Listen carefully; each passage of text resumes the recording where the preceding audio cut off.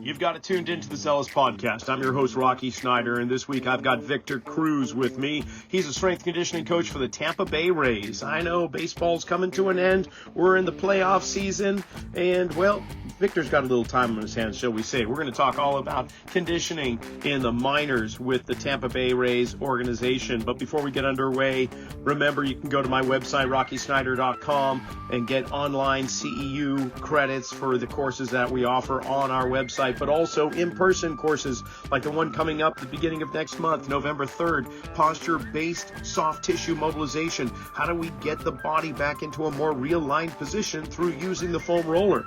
Well, you got to know where they start to get to where they want to be. And this course is all about that. Just go to rockysnyder.com. You can sign up there.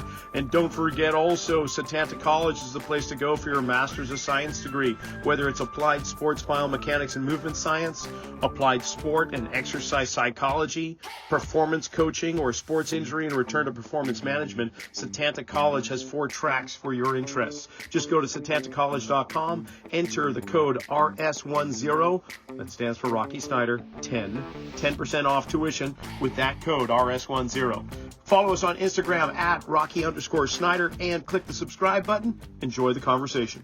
Well, Victor, first, thanks for coming on the Zelos podcast. It's a joy to have you here. Rocky, good to be here. Appreciate you having me.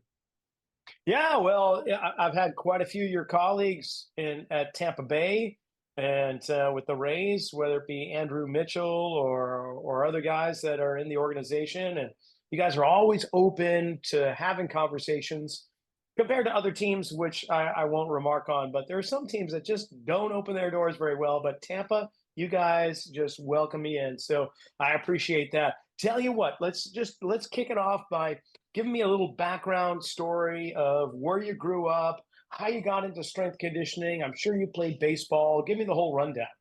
Yeah, nice. So the old elevator pitch. There you go. So kind of first memories in life for me were playing catch with my dad in the backyard. Baseball is my first love. So, played all the way through college, played 6 years of college baseball.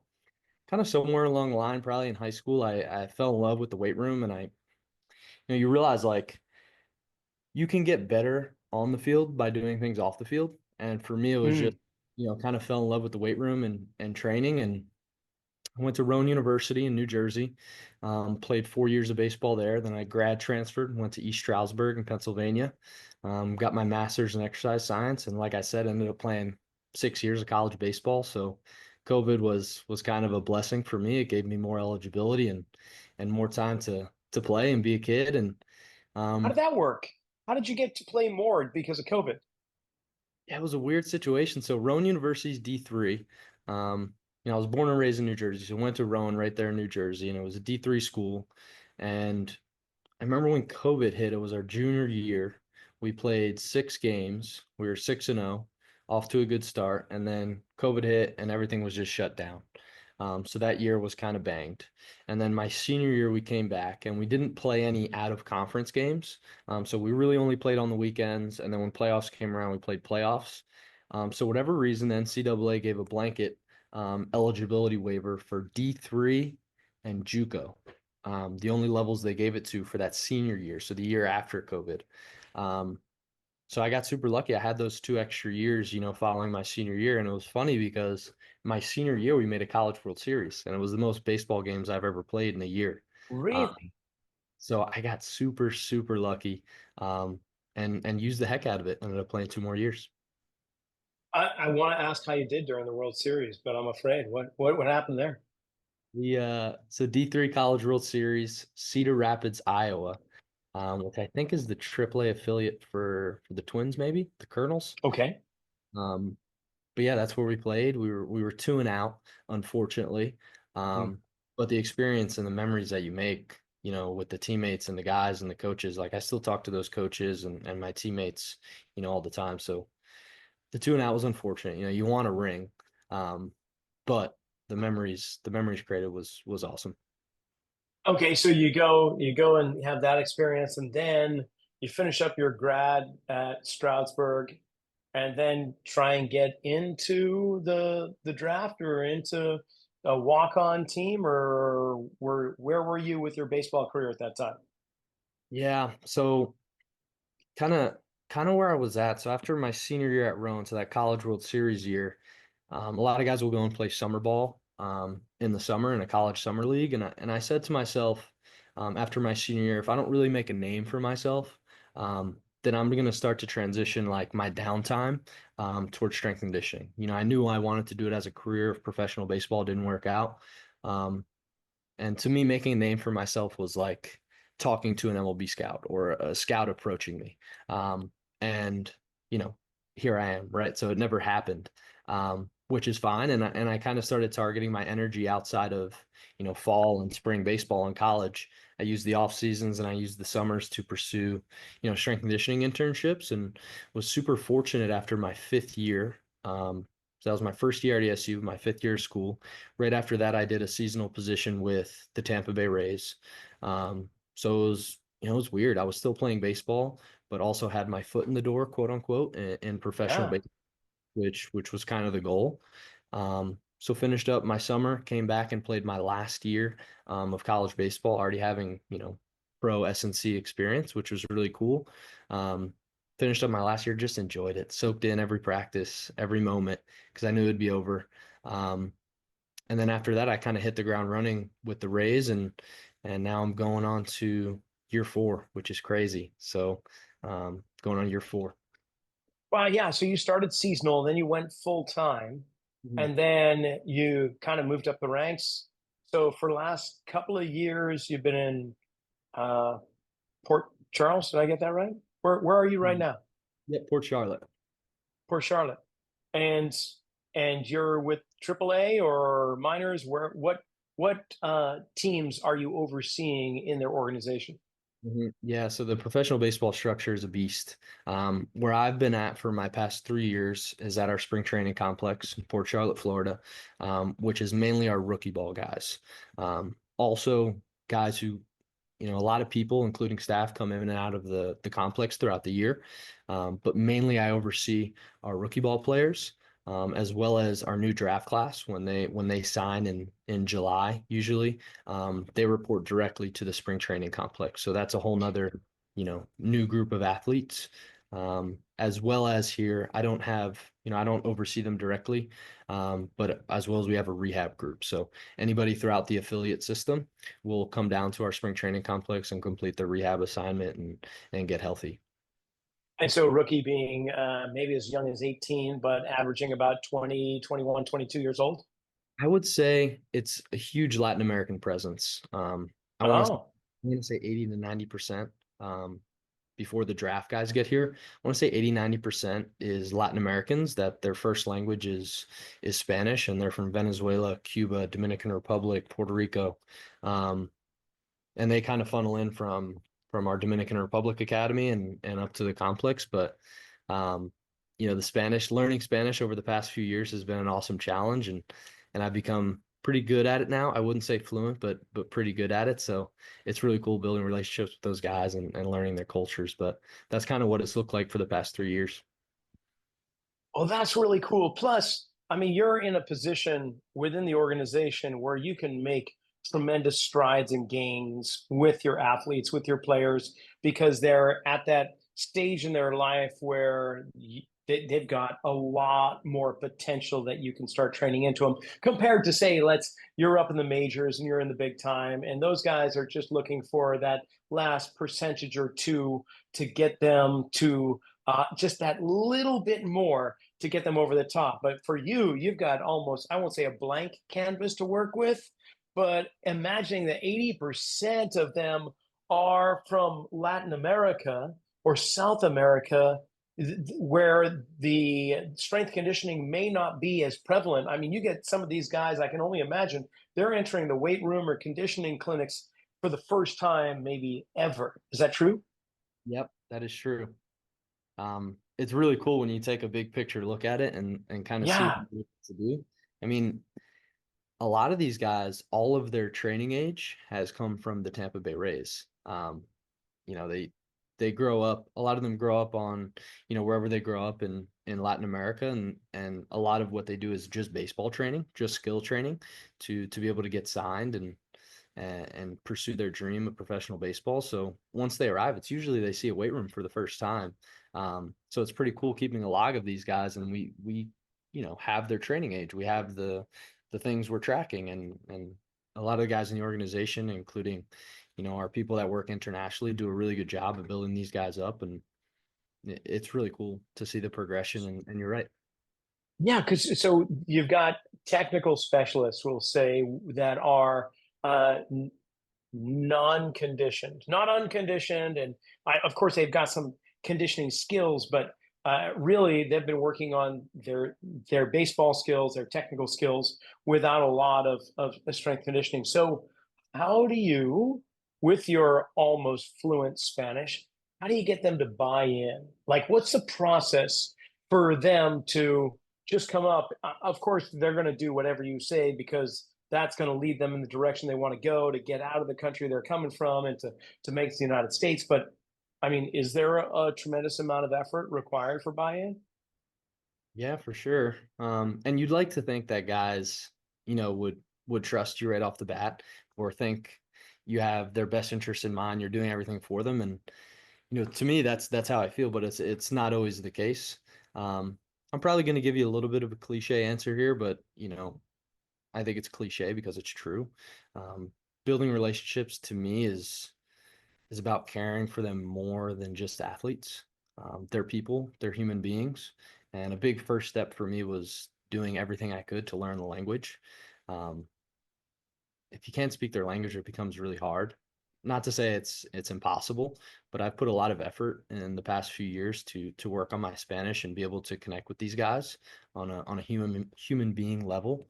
Um, so relationship building, right? The classic thing that people say. I think some things for me that's maybe a little bit more specific, maybe we'll provide some more context. And this is just me as a person, as a coach. I always like to greet my athletes before I start telling them what to do, before I start telling them what mobility drill, how to start warming up. I always like to greet my athletes with a fist pound, tap on the back, a physical touch, and something verbal, just to say, hey, good morning, like we're here. And then I'll start my session. So that's just me personally. Instead of getting a group of athletes and just blow the whistle, go, go, go. I do like to connect with them on a human level before the session starts. And then another cliche thing is like get to know them as people. Like, what do they like to eat? What was it like when they grew up? When you hear some of the stories from some of these guys, you'll never believe like they had 9 brothers and sisters, and their culture and their upbringing was just something that you just don't see a lot in the States. And it's really, really cool getting to know them on that level. Um, so that's kind of my take on how to build buy-in. I mean, they're people. They're not just athletes. They're not just dollar bills. They're people. They're human beings. Sure, we're talking rookies too. So every year's a new year for you then. Yeah, Hmm. because you're only a rookie once, and then you move in one direction or another. So this is just kind of like, I won't say Groundhog Day, but every year is a new year for you from the sounds of it. Is that true? Yeah. So we do have some guys that will recycle, for lack of a better term, and redo a rookie ball year. Um, but you're right in that people are always moving up and down. Um, and sometimes you lose track of what's going on, right? It's a really big structure we have in professional baseball. And just with the amount of rehabs coming down, the guys that move up, guys that come back down, guys that come up from the Dominican Republic Academy, it's a lot going on. um, but I guess to your point, it's nice to have a similar environment and a weight room and a staff that you can trust to just attack any challenge or any new athlete or any new group that comes in. A lot of credit to the people around me and how much they help.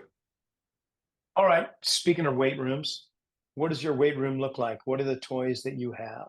Ooh. The aside from the typical stuff, which I can imagine there's probably a few squat racks, there's a bench or so, but no, something that's more along the lines of baseball conditioning.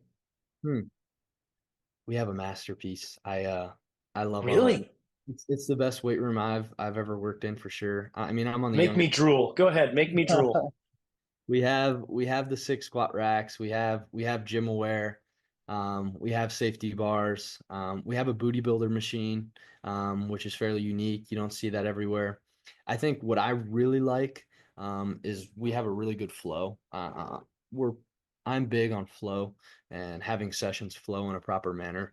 And we have a really nice flow in that. Our building is separate. So our athletic performance center is separate from anything else. It's its own building. And when you walk in, you have our warm up side, which is basically all of our soft tissue, all of our warm up stuff, all of our cardio equipment. And then we have I want to say like 30 to 40 yards of turf with sleds. We also have some curved treadmills. We have our fueling station right there. That's all when you walk in. So that's kind of like our warm up side. And then as they flow through their warm up or whatever they have for the day, then they'll go to our weight room side, which is just expansive, like really good outdoor lighting. We have all the squat racks. We have dumbbells up to 120. We have Kaiser machines, GHRs. So like more than like the fancy equipment, I would say the thing that's really cool for us is just the way the weight room is set up, and the flow of it. It is Tell me more. How's the flow work? I'd say that's the biggest part. Like the warm up side is on the right and the weightlifting side's on the left. So Oh, just okay. without even like talking about programming or the way you set up a session, um, Got it. it's like very natural. Like I'm big on like environmental design and just setting stuff up in a way where the athletes aren't even thinking about it, but it's happening. Like I rolled into a weight room like, okay, this is where I might as well grab a foam roller and start to do some soft tissue, or I might as well start to do some mobility on the ground-based stuff because the turf's right here. Sometimes they don't even think about it. Um, Another example of that is just like our protein shakes. So like we have protein shakes ready after every lift, and it's like they don't even think about this stuff, but they're getting protein right out the door every lift.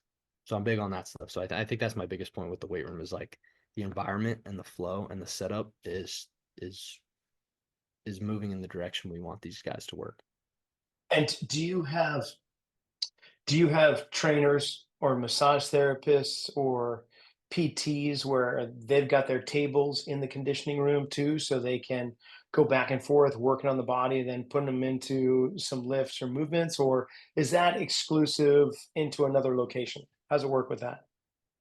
Rarely do we have um, our sports medicine professionals in the weight room doing work. We do have AT tables there, where we'll do a lot of kind of our baseline screenings or our test retest stuff throughout the course of the year. But rarely do we have our ATs, PTs doing work there in the weight room. A lot of that happens in the alternate, I guess you call it alternate site. We kind of have two big buildings, and they're more in the main Uh, building. So we do have it available to us. It's just something that doesn't happen too often outside of like testing and retesting. got it. And so, speaking of testing and retesting for yourself as strength and conditioning coach, Mhm.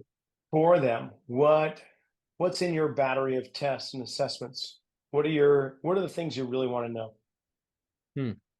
Good question. I think a lot of people, I think the industry as a whole will oftentimes test too much and get all these numbers and get a lot of data that ends up not being that practical. Um, so for me, this is just me speaking individually. This has nothing to do with kind of what we do. Um, I just feel like I could go a long ways with a Nord board, a GPS monitoring system, and a force plate.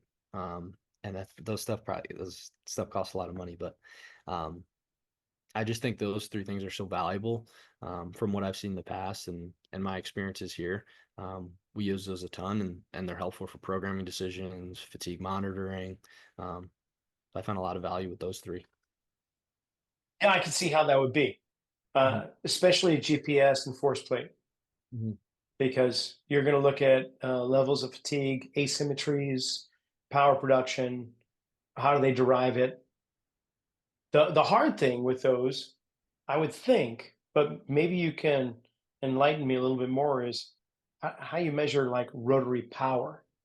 Mm, mm. If you would, if you're interested in that kind of thing. But I think that, with baseball, it's so much rotary movement that I would think that there would be kind of a question as to how powerful is this athlete? How are they deriving their power? Do you ever focus on that? Me personally, in my head, yeah, that one keeps me up at night sometimes. Because I love the Proteus machine. I'm an advocate Yeah. I'm an advocate of the Proteus. I've had some experience with it in the past. You got one? So when I was at Cressy Sports Performance, like we were talking about earlier, Yeah. and I've been able to experiment a ton with that and see different programming strategies with that. And obviously Cressy has its own test on the Proteus machine, which is pretty cool. Um, but to me, when we talk rotational power, and getting plane specific with the power, man, the Proteus, I haven't seen much better than the Proteus. I know people like to track med ball throws with velocity. Um, but the Proteus is just the objective data it gives you. Especially when you start to rank that up and get comparative with the results as to other athletes or what big leaguers look like or what have you. I think it becomes really useful. Heck yeah. Now, we've got a buddy of mine here in Santa Cruz who does a lot of baseball conditioning, youth baseball primarily, but he's got one over at his facility, and I've been wanting to get over there and play around with it with him. So tell me this then, Victor, when you have something such as like a Proteus and it's on your Christmas list, Mhm. how do you go about communicating that to the organization? I know that one team compares to another. It's all different depending on their economic strength and well-being and so on. But how does it go? If you do you just put in a acquisition kind of a request form, or you just keep talking to somebody's ear and hopefully somewhere down the road you get it? What does that look like? Yeah, I don't know. I don't know if I have a good answer for you on that one because I don't know the answer myself. You know, I try to just be present and do a really good job with where I'm at. I don't know if I'm at the position where I make those type of calls. But what I can say is our staff is always talking about ways to get better, things we could utilize. So I like to think when big decisions like that in terms of equipment and we're talking budget and monetary value, I like to think the best way that those things come about is just naturally, based on what you're seeing with the athletes. And that could be anywhere.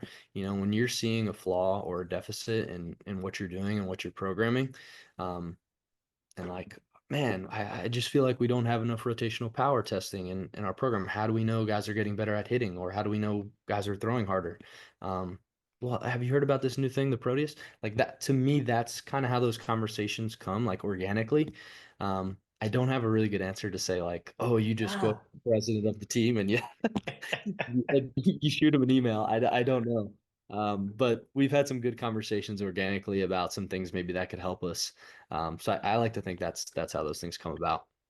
No, I like it. That's great. Okay, so we all have our biases, right? Based on our own unique experiences. So when it comes to strength conditioning and your time in the weight room, you have bias towards certain moves over other ones.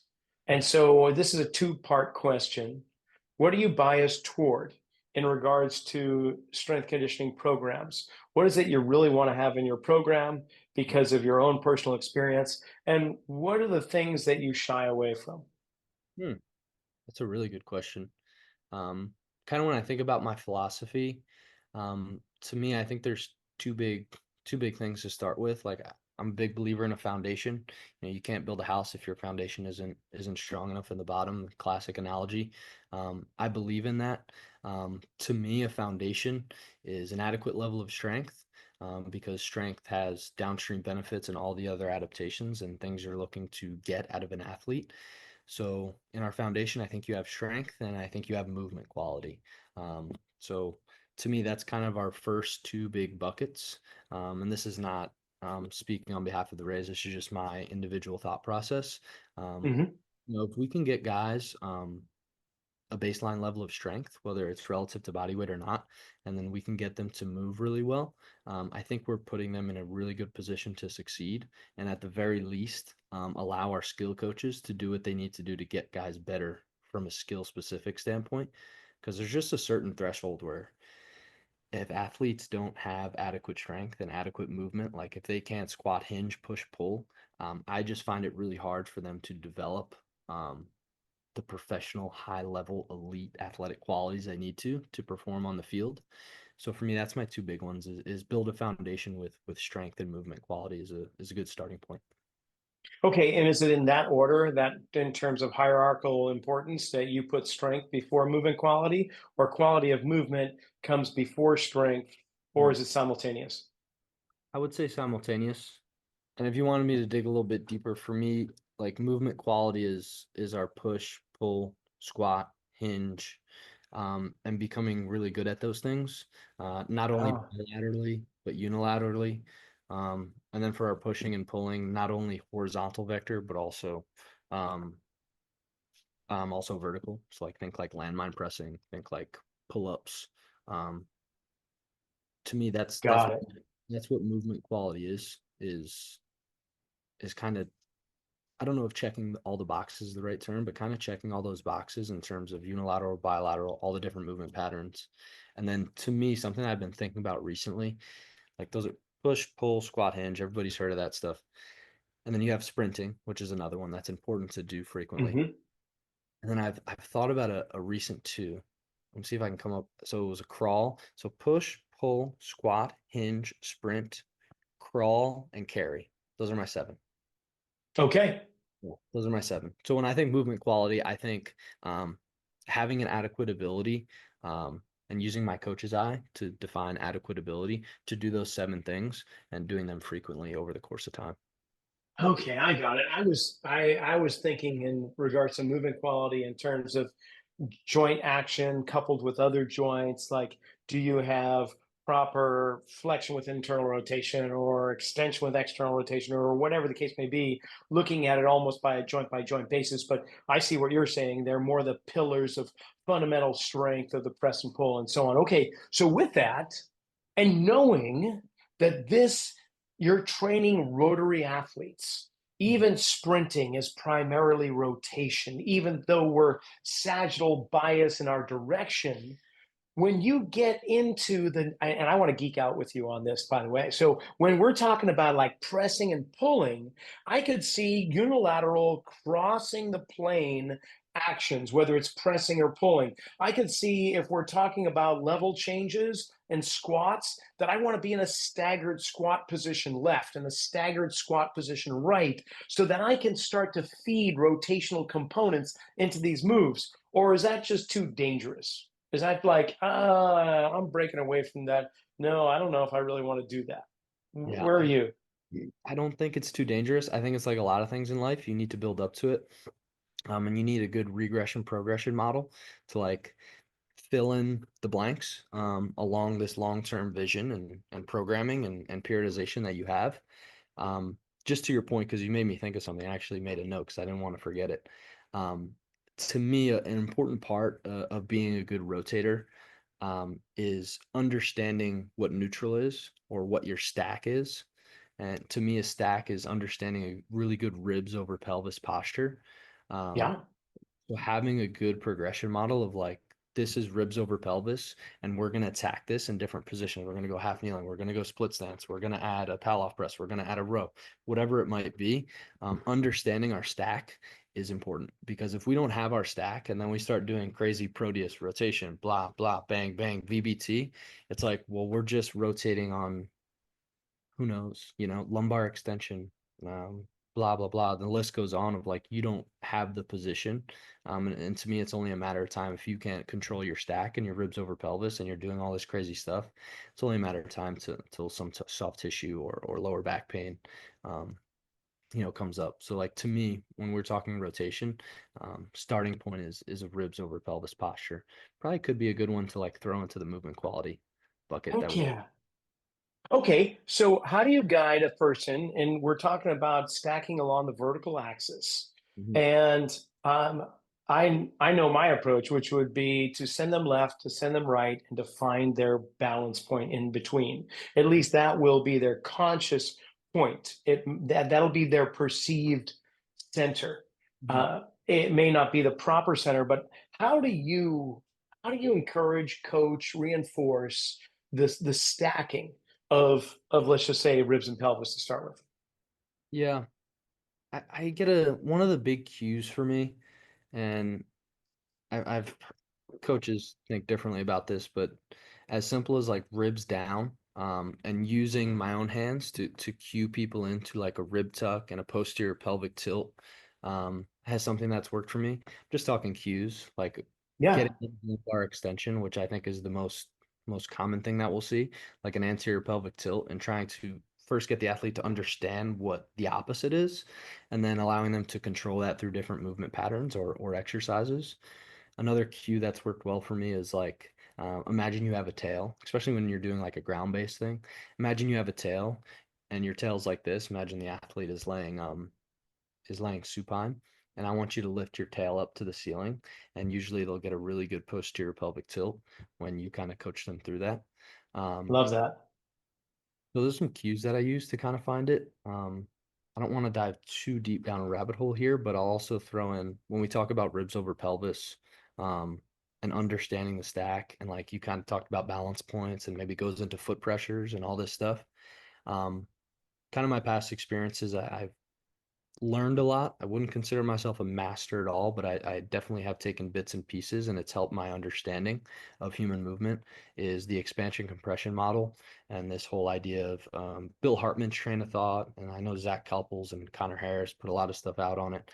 I came across it early on in my career, and I don't think I've become a master by any means, but I've taken bits and pieces. And when I think over ribs, when I think about ribs and pelvis and foot pressures and all this stuff, sometimes I look through it in that lens, which sometimes helps me connect some dots.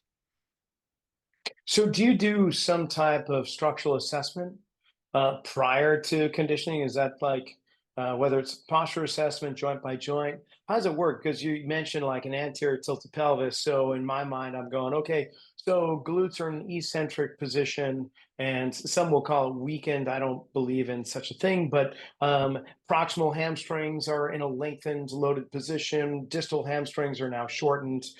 Distal quads are lengthened. Proximal quads are shortened, and kind of just follow it all the way down the chain. Lumbars are compressed, abdominals are lengthened. Like, how deep do you go with this, and what does it look like? Yeah, I to me a lot of it to me a lot of it is just my eye now. Like kind of Hmm. like you just explained is like a classic lower cross syndrome. Um, Sure. right. And like I'll think about it that way sometimes, but this might answer your question too. We do a movement assessment. So I mentioned NordBoard, GPS, and force plates. So we do a pretty thorough movement assessment early on when we get our guys, and occasionally we'll retest things. So that gives me an idea of kind of, we really hit every joint all the way from the ankle up, and that gives me an idea of where guys are at, and whether it's programming prep work or changing exercise selection. It gives some pretty good feedback to make decisions and kind of be specific. Is that something you've developed yourself, or within the organization, you've got your own methodology? Organizationally, we have a methodology in our testing battery and our movement assessment. But that's not to say that I don't, get guys on the floor every now and then and take a look at hip ERIR, and things of that nature, just to like, I think this gets mixed up a little bit too. It's like, you do counter movement jumps, and it's like fatigue readiness, and you take all these things and you derive whether a guy is ready or if he's below standard deviations or above. I think it's pretty similar when you look at guys' soft tissue, like hip ERIR. Like, is how similar, and this is just me thinking out loud, like, how similar is that? Like, can a guy's hip ERIR or a guy's soft tissue limitation, when you're just doing like a table test, can that change day to day just like a jump would? I think it would. I don't Heck know. yeah.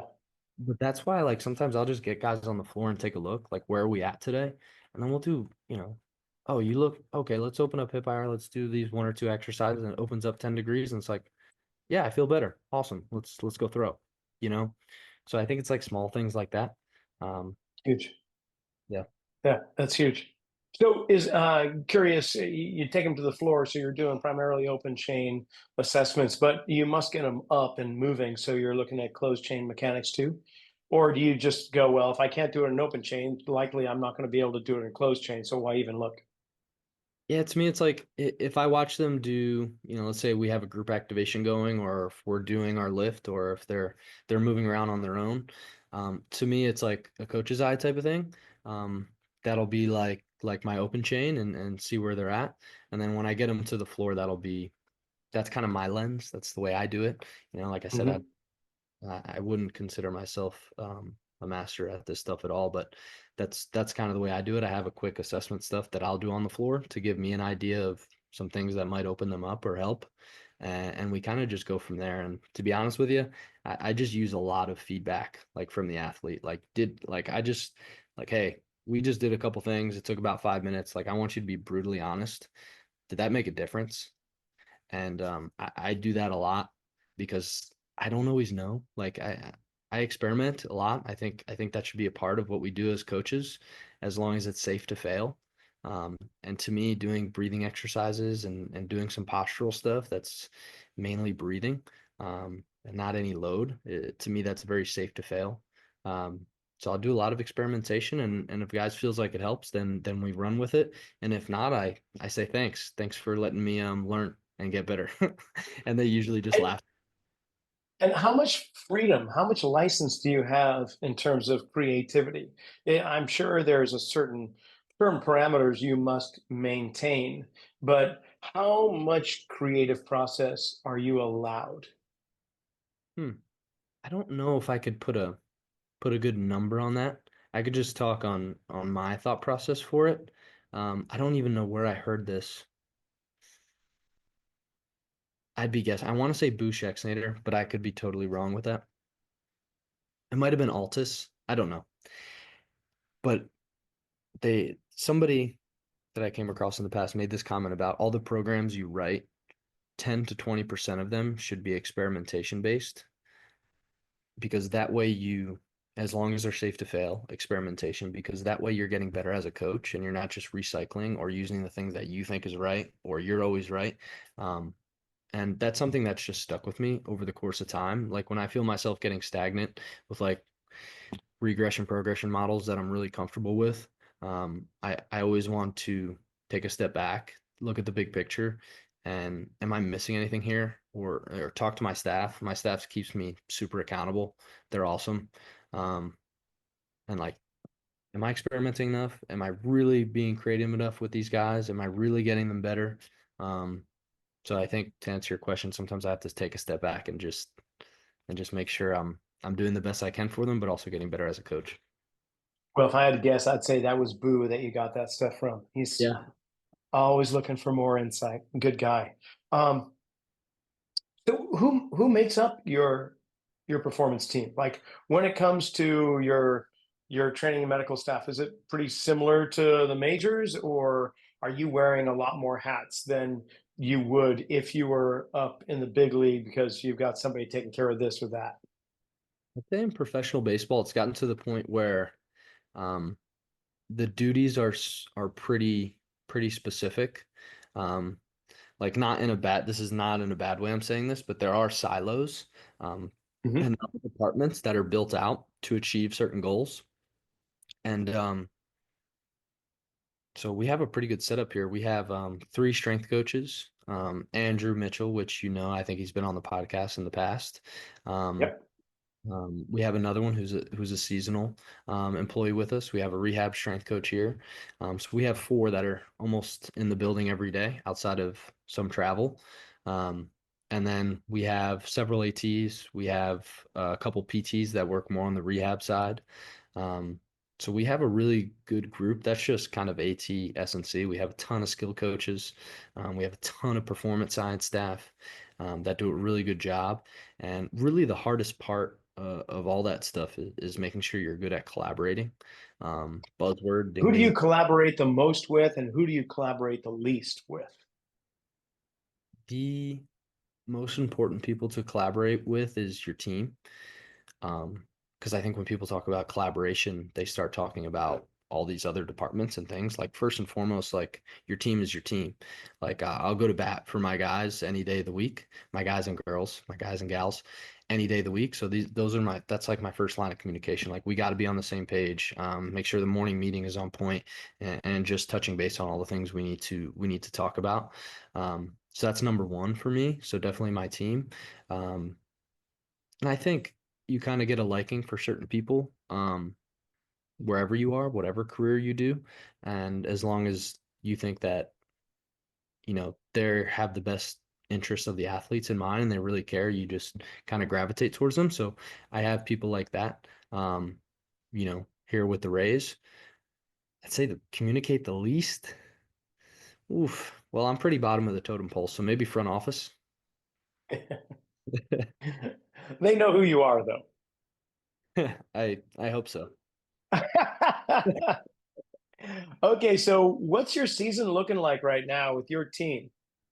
Are you coming to the end? I mean, it's a shorter season compared to the majors, so you must be in. Are you almost to the playoffs right now? So we just finished our last game. Hmm. Pretty interesting structure.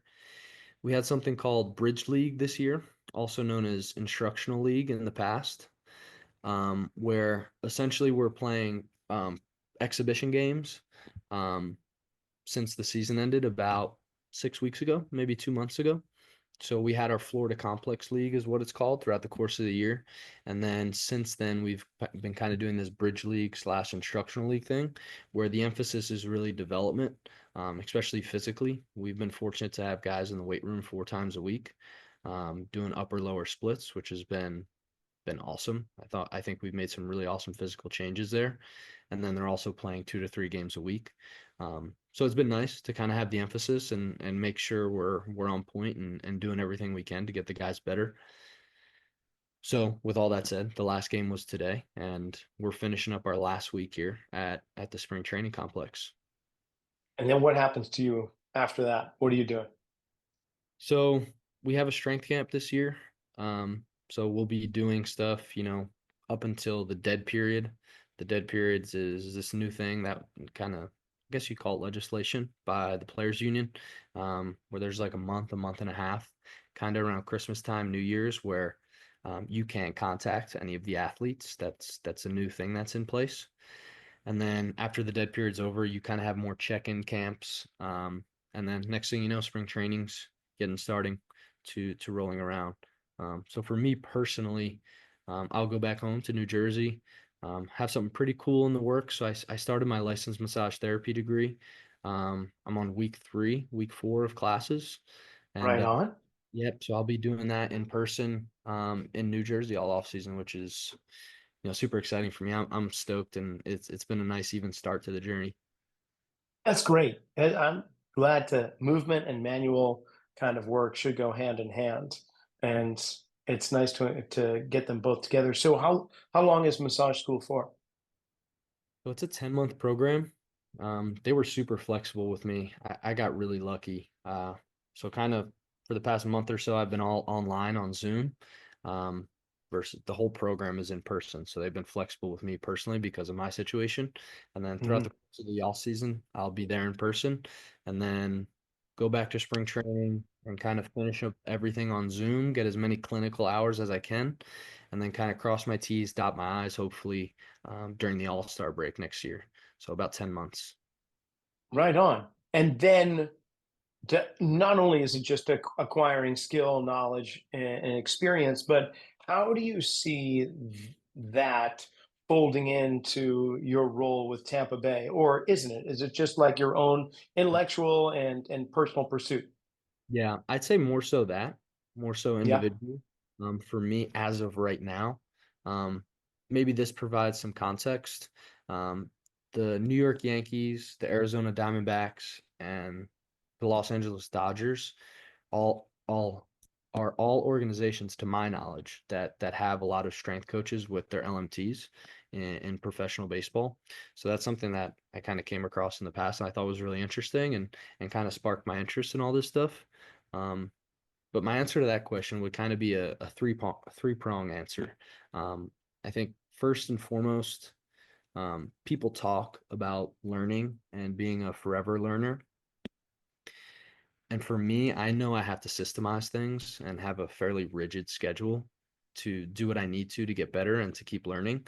And for me, this was kind of a no-brainer in that, like, yeah, I'm back in a classroom and I'm going to do it, and I'm going to stay curious and be open-minded and make it happen. So to me, systemizing, like learning and just having that growth mindset and keep pushing, was big. So that was number one for me. I think number two, to your point, is like, I watch movement, human movement for a living. That's kind of what I do. And I believe in having different lenses to look at things, kind of like expansion, compression, and push pulls, hinge, like the things we talked about. And to me, kind of this anatomy, connective tissue, soft tissue, manual work is like another lens that I could view human movement.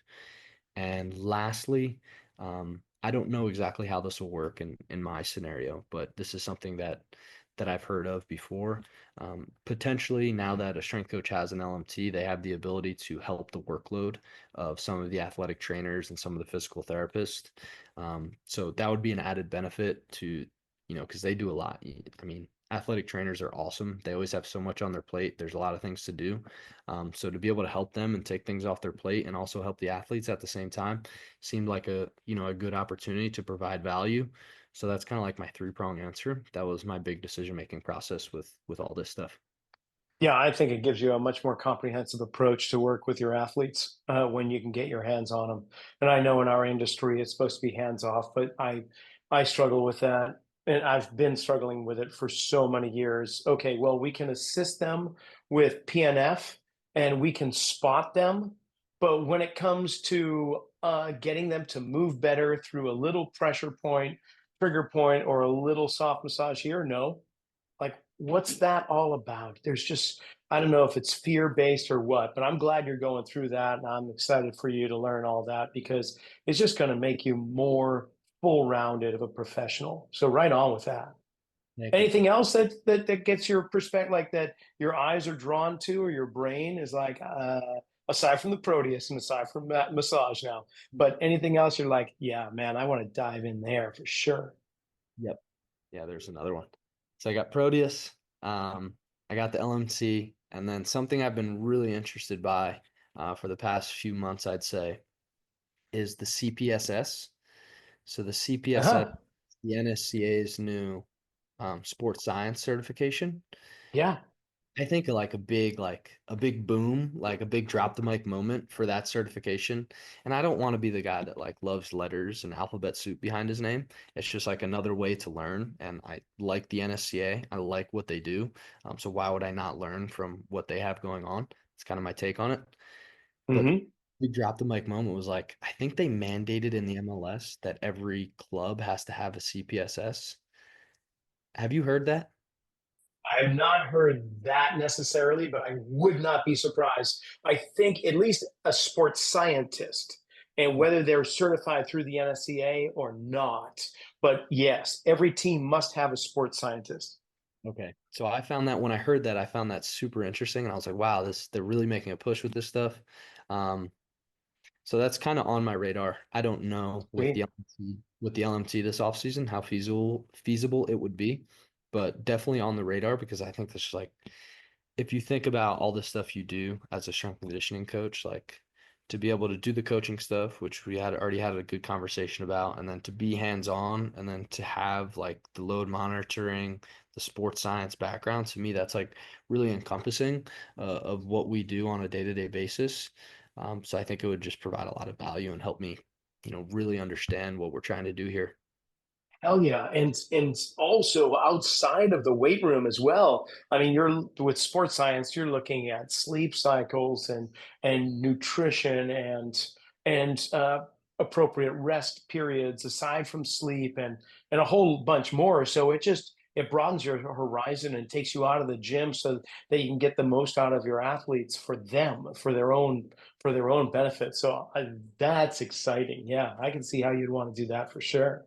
So, Victor, whenever I have an engaging guest, the time just goes by like you would not believe. And here we are with just a few minutes left. It's no surprise. I've thoroughly enjoyed this conversation. You got some great answers, very thorough. I'm just wondering when it comes to like social media, if I wanted to follow you in your pursuits. Of course, we got LinkedIn on the professional side, but you're too old for Facebook. So are you TikToking or Instagramming? What are you doing? Yeah, I'm Instagramming it. I've been trying to put some more content out there, hopefully to help people and provide value. But my Instagram is Suave Strength, Suave_strength. And then my LinkedIn is obviously more professional side, but I've been putting some more stuff out there. And hopefully I can stay active, this off season, and feel free to reach out to me on all that stuff. Yeah, well, you're about to kick off to a really fun off season from the sounds of it. And I can't thank you enough for coming on here and spending some time with me. Give my best to Andrew and the rest of the crew there. Hopefully our paths are going to meet pretty soon in the off season, but we'll see how that goes. Thanks for coming on. Awesome. Thanks for having me, Rocky. Well, that's another one in the books. I want to thank Victor for coming on, as well as the Rays organization for allowing this to occur. Don't forget to go to my website, rockysnyder.com, sign up for the posture-based soft tissue mobilization workshop occurring in Capitola, California, November 3rd. And you'll get, obviously, CEU credits for it. And if you can't make it there, don't forget our online courses. You can take those and get credits as well. SetantaCollege.com is a place to go for your Master's of Science degree. Enter RS10 at SetantaCollege.com to get 10% off your tuition today. Thanks for listening. We'll see you next week.